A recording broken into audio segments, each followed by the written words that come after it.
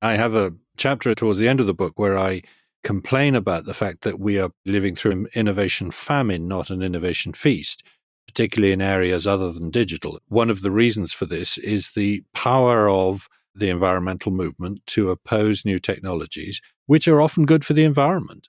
I detail the case of genetically modified organisms where you make a plant insect resistant, have the capacity to wean agriculture off chemical pesticides. This has been proven to work and is now being used in India, Brazil, and North America as well, but not in Europe and Africa, where an entire technology has effectively been rejected by the pressure of environmentalists. My good friend Mark Linus was one of the most prominent campaigners against this technology in the 1990s and did a lot of the protesting, a lot of the writing about it, and then changed his mind and says we were doing the wrong thing. But it's almost too late.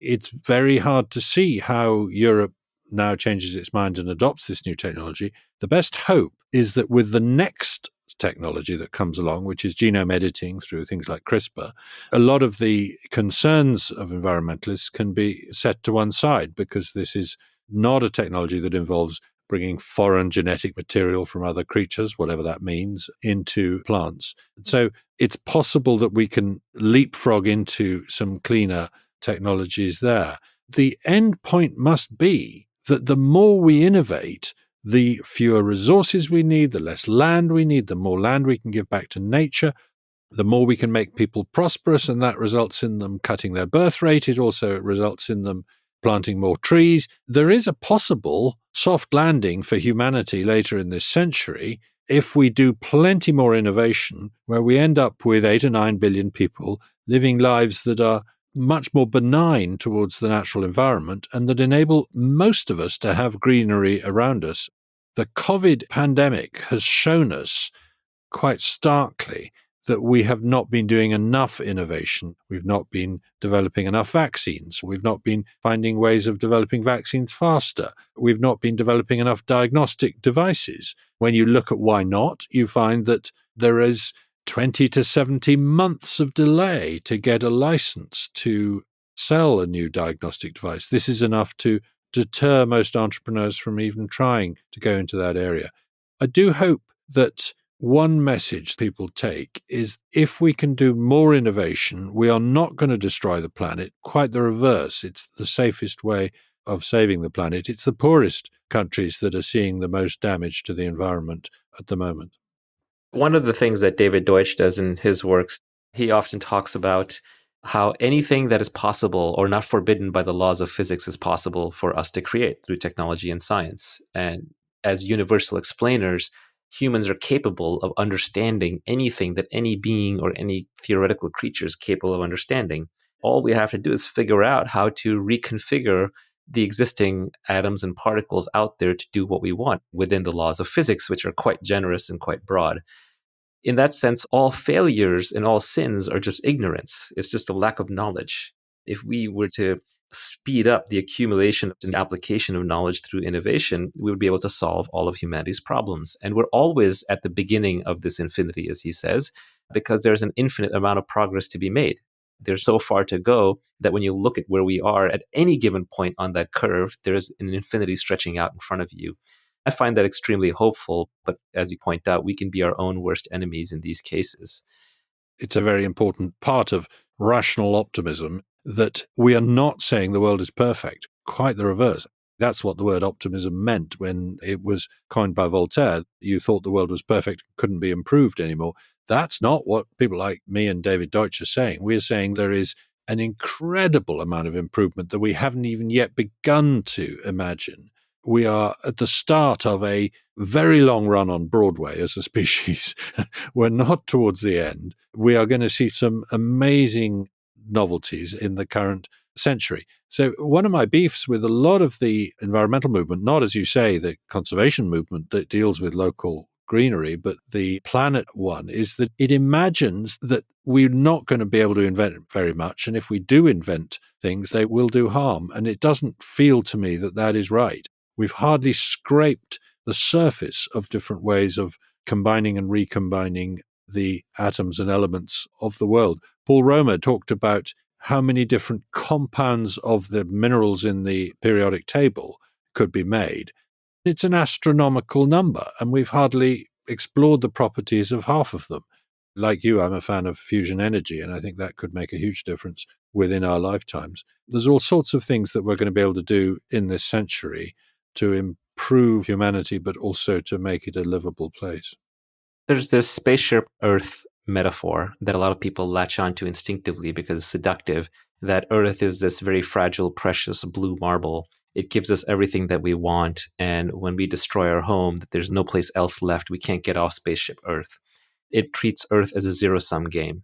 But upon closer examination, it sort of falls apart. Even Earth is hostile to the idea of 7 billion humans living on it. The only way 7 billion humans live on Earth is through innovation, through technology, and through modifying the environment. The challenge is how to do it in a sustainable way and then figure out how to do it on other planets and terraform Mars and the moon and make them livable. It requires a careful re-examination of this spaceship Earth metaphor, which most people instinctively believe, but upon examination turns out to be incorrect.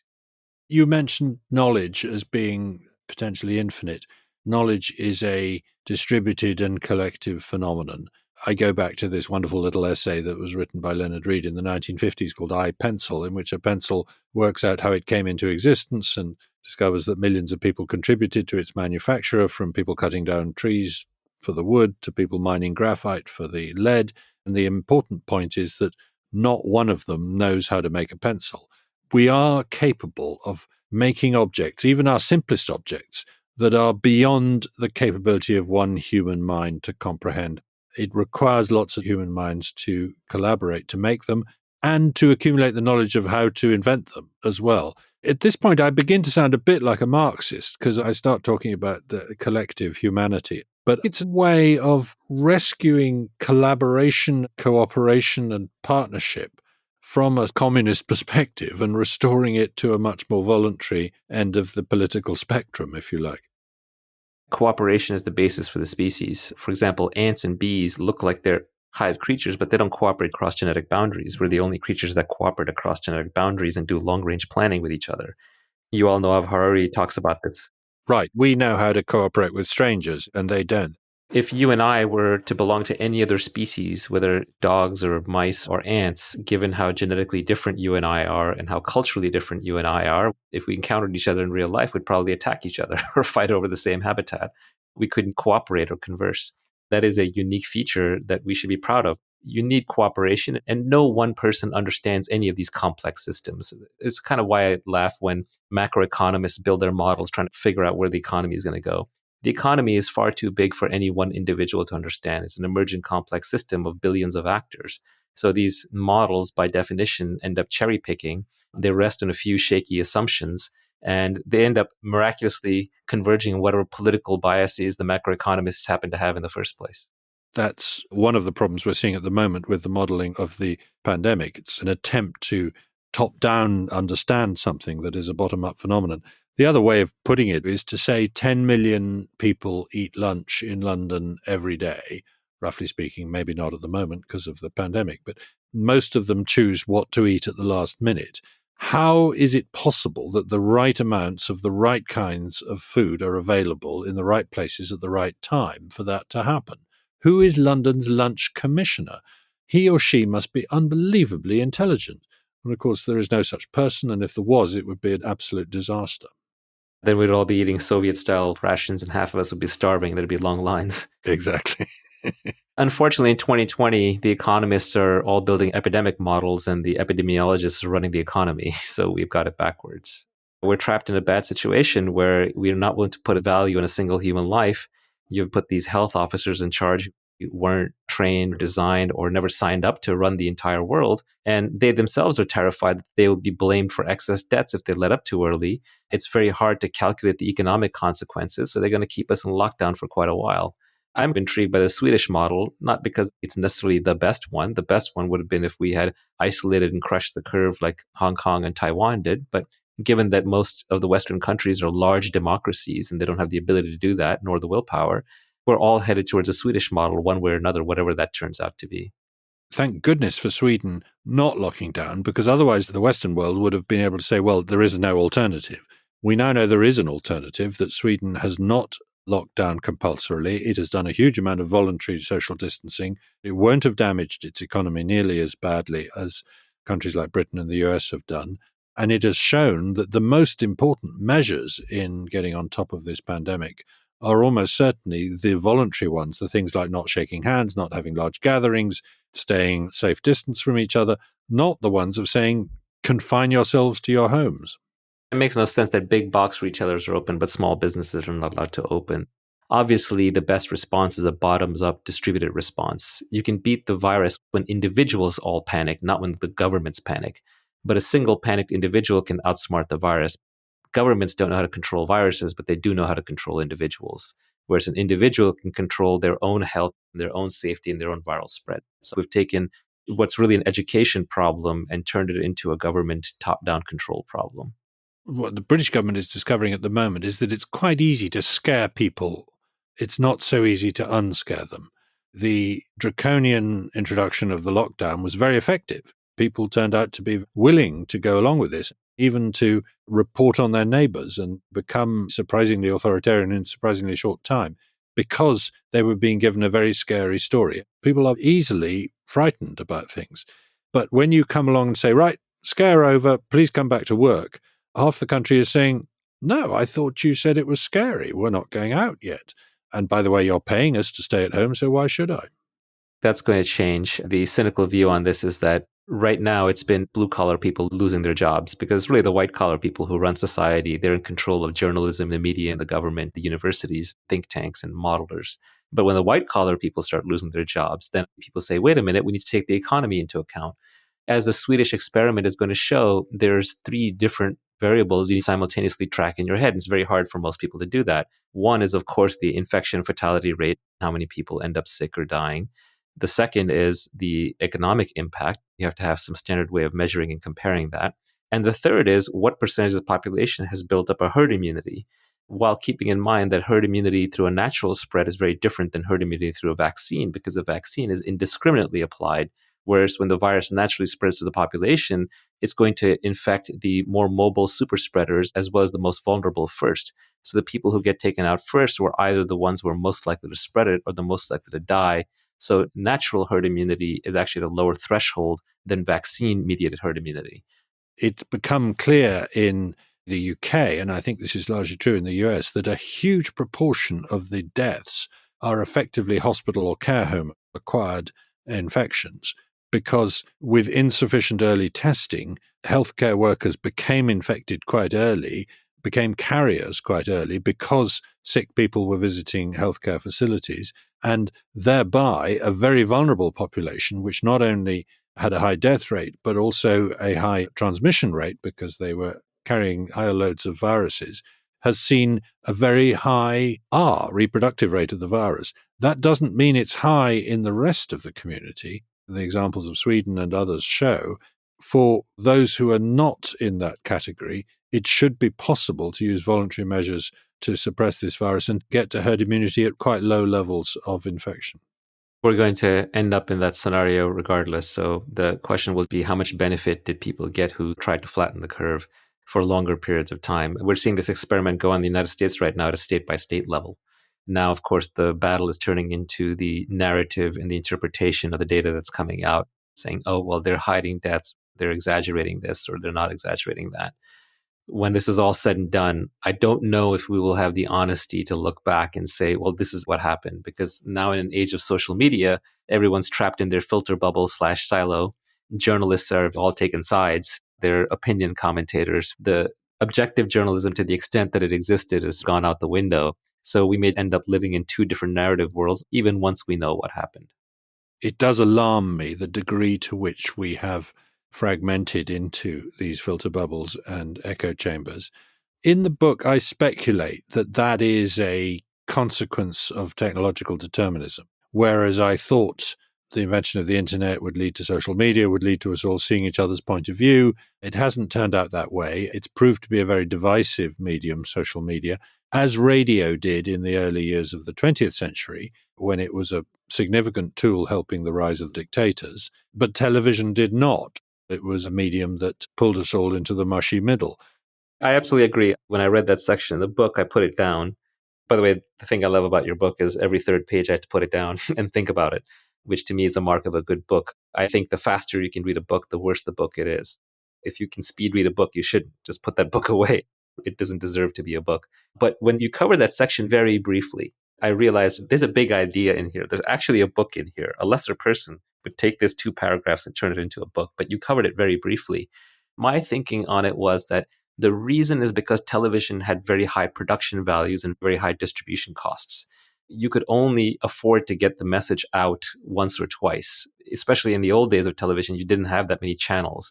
Therefore, people were getting their news sanitized from the same set of sources. The bad part is you could be living in a bubble controlled by the elites or by the government or by whatever the media wants you to think. But the good news is that at least you were relatively aligned and there wasn't this constant low-level civil war going on inside society. When you get to something like radio or to the extreme social media, anybody can create content all the time. Because of that, the divisiveness is almost a given. In fact, radio, there was filtering by tuning the channel, but in social media, you build your own channel.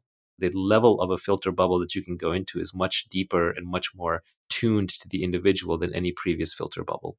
There's an echo here of what happened with the invention of printing. The most entrepreneurial printer of the lot, the best published author in Europe, was Martin Luther, and he is using this new technology effectively to cause a social revolution and what eventually turns into a series of religious wars.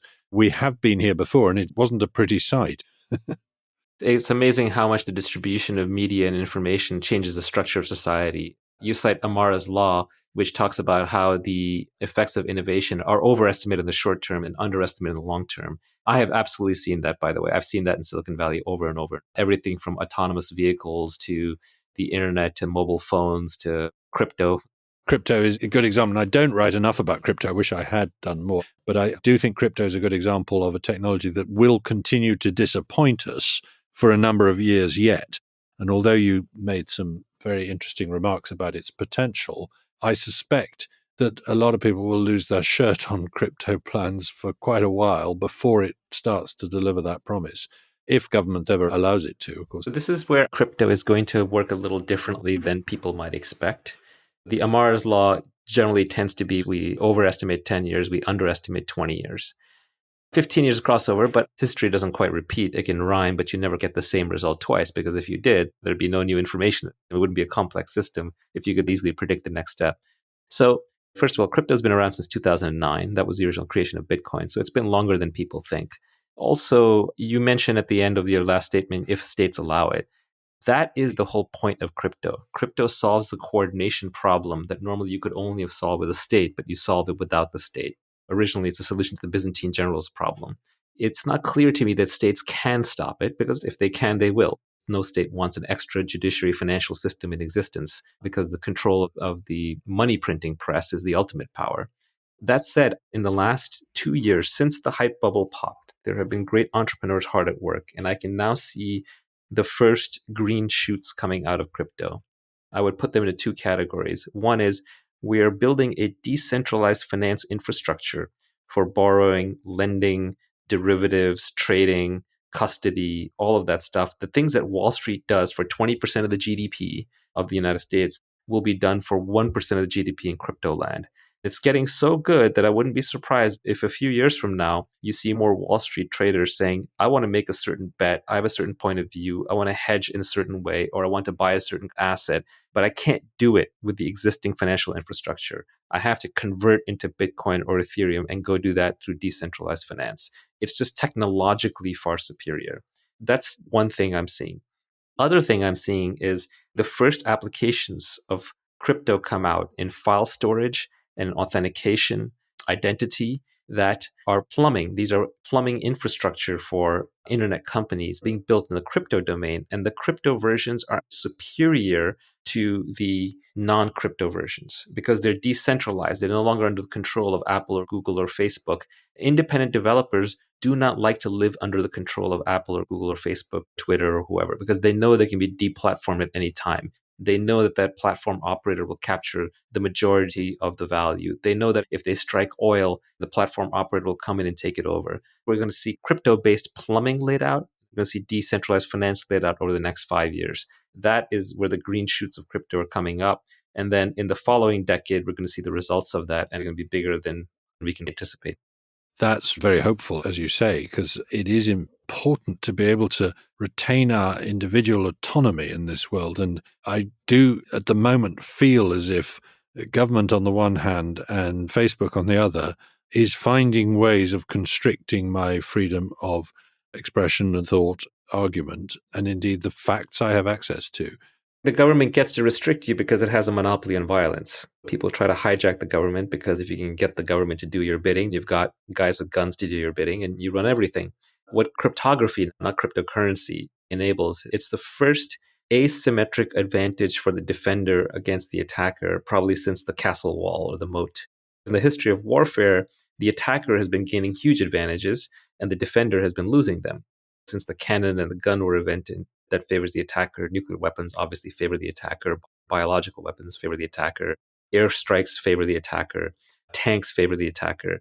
The machine gun favored the defender, funnily enough. That's what made trench warfare so static. That's a good point. Yes, I missed that one. Crypto, the attacker can throw unlimited compute power at it, but if you've done your security correctly, they can't break your encryption key. So it favors the defender. And of course, whichever way power goes, that's the way that control, identity, and anonymity goes. We're losing physical anonymity with cameras, surveillance, the NSA spying on everybody, and internet-connected cameras everywhere. Physical privacy is dead. The government will always know where you are physically unless you're going to do a face change all the time. People talk about the comeback of masks covering it. No, that won't cover it. Just a slightly better algorithm is required. If another human can recognize you, eventually a computer will recognize you because that's one of the very easy problems for AI and machine learning. That said, digital privacy is real. You will be able to create a personal cryptographically protected identity that goes on the internet, and you can build a reputation against it. You can do business against it. You can make friends against it, and no one will quite know who you are. Sure, the NSA and people sniffing the fiber lines could potentially unmask you. But if you are sophisticated enough, there are even ways to get past that. That leads us to how governments approach our freedoms. They have a lot of power over us. So people like to create narratives to take that power over. And one of the narratives that comes up every 20 years is automation and job loss. This time it's around AGI, artificial general intelligence, that we're going to come up with a technology that advances so quickly that it improves itself faster than we can retrain, faster than we can create new jobs, and we all get put out of jobs. There's two pieces to this. There is a pace of innovation of AI and what AI means. And the second piece is that this time it's different. We're going to lose our jobs. And I thought you had very good viewpoints on that.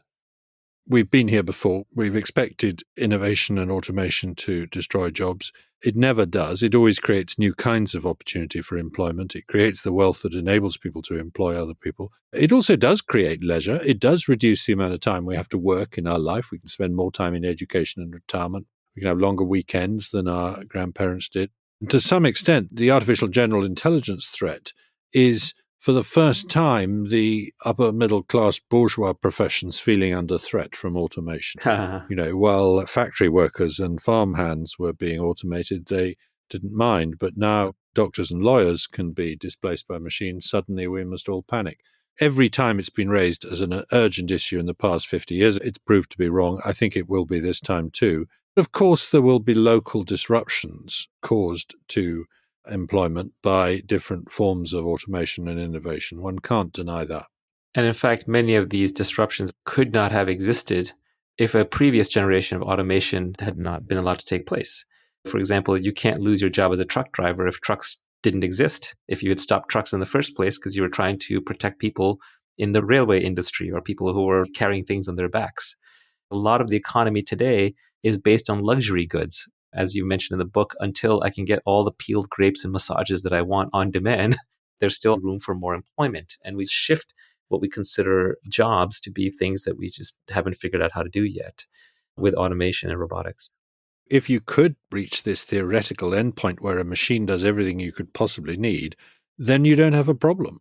Why would you? Work is not good in and of itself. You should just be able to write books and record podcasts and entertain your fellow monkeys all day long. Exactly. As you point out, through innovation, a lot of this automation that happens is highly democratizing. It's democratic consumption. You also make a good point where it is the nature of modern civilization to consolidate production through specialization. So the one person in the world who's best at anything gets to do that for everybody. But on the flip side, you democratize consumption, where now everybody can have access to everything. What we tend to do as a species as we progress is to become more and more specialized in what we produce, but more and more diversified in what we consume. That saying I got from a wonderful book called Second Nature years ago by a man named Chaim Ophek. I wrote to him and said, "This is an interesting insight. Have you written anything more about it?"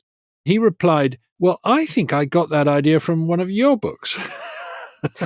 So it's funny because I have a tweet about that exact topic that goes back a few years, and I have no idea where I got that from. It might have been from one of your books. It might have been from David Deutsch. It might have been some random thing. It might have been from Nassim Taleb. I don't even know.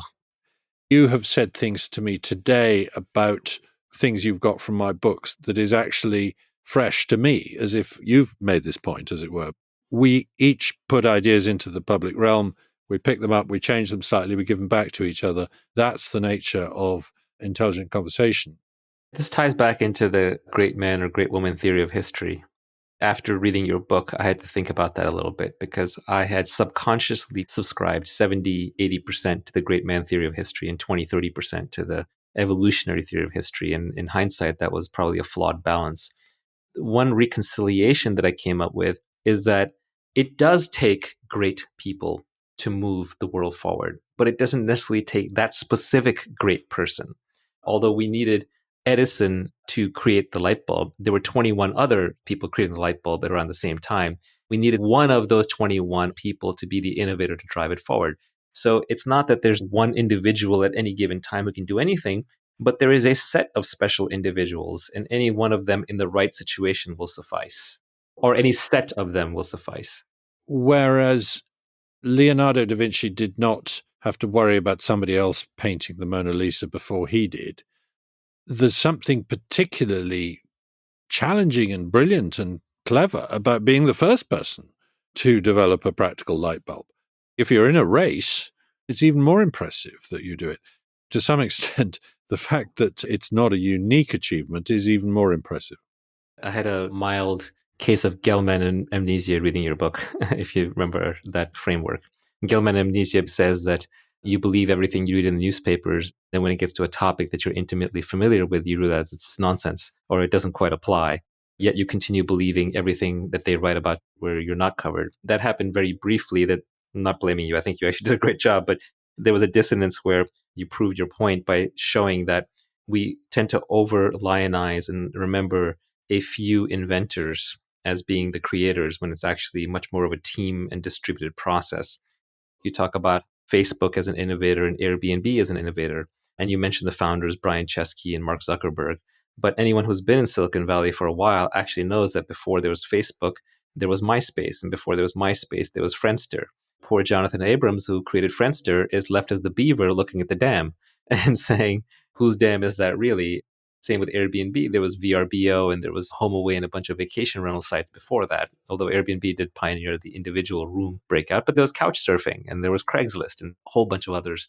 Unfortunately, history is written by the victors. And in this case, the victors don't even have to write history. It's everyone around them who's writing history. There's availability bias. They see the victor. So to the victor go the spoils and the credits. That's absolutely right. And I stand corrected on both of those. You couldn't be more right. Oh, no, I don't mean it correct. I think it proved your point. Matt, you have this new book out, How Innovation Works.